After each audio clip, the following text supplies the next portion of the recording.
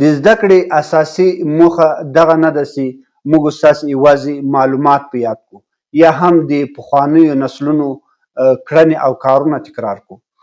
بلکې د زده کړې اساسي موخه دغه ده چې موږ باید داسې انسانان وروزو چې هغه خلاق وي، نوښتګر وي،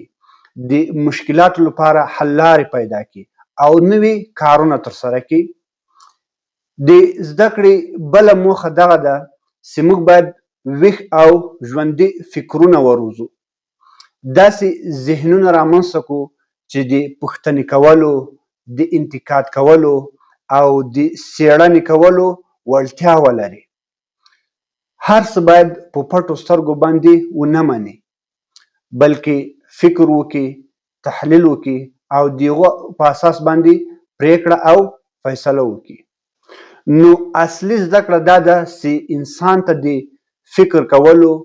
هنر ورزده کوي، د فکر کولو مهارت ورزده کوي، نه داسې چې یوازې په معلوماتو باندې حافظه ډکوو. نو په دې خاطر باندې زده کړه هغه وخت ارزښت لري، ګټه لري چې ذهن ویښ شي، فکر ویښ شي،